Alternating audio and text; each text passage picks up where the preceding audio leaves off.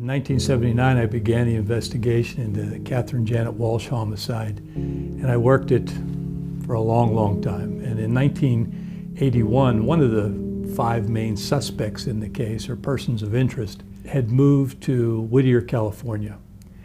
He was out there for a while, came back, and then he returns back in 1982. So I contact Whittier, California, and we're going back in 1982 again, and talked to a detective by the name of Mel Otterman. I asked him if he had anything similar to the type of homicide that we had. It really hit with him because he had a young girl by the name of Stella-blanca-negrete who had been killed.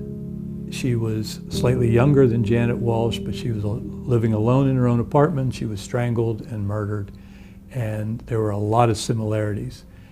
So Otterman and I kept in touch, trying to see if we could somehow put my suspect into Miss Negrete's lifestyle. And nothing ever developed on that at the time, but we kept tabs on that suspect. And when he came back, he was interviewed by the state police and the Monaca police.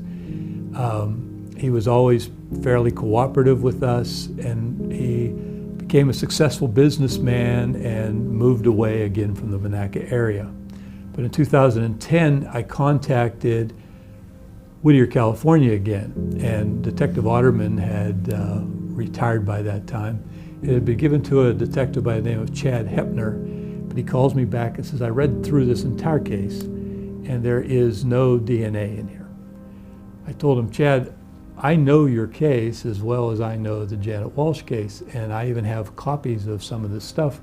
So I faxed him a copy of a letter where Detective Otterman told us that there was a rape kit taken in the Negrete case. And he went to where they keep all their evidence. They asked, is this out there? Do you have this somewhere? They looked, they couldn't find it. The oldest guy in the evidence room overhears the conversation, and he tells Hepner, way back then, the coroner's office kept the rape kits on a homicide case. He gets in his car, drives to the coroner's office, and finds out that all this time, the rape kit had been kept by the coroner's office in Los Angeles County and kept properly. And so he now had his hands on the rape kit. The DNA sample was taken. The DNA sample was sent to Hepner out in Whittier, California. And a short time later, he called me up and told me, it's not our guy.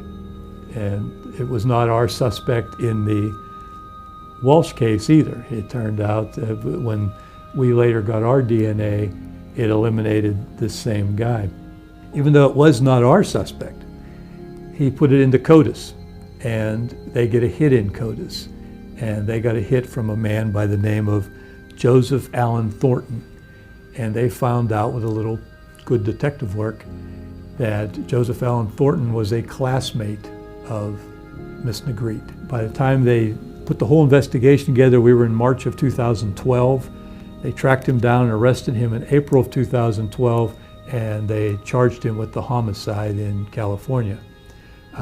In February of 2015, I got a note from Detective Hepner, and what he wanted to tell me was that he was 6 years old when Stella-Blanca-Negrete was murdered, but he was very happy with what he was able to do with that case, and Mr. Thornton pled guilty and will probably spend the rest of his life in prison in California.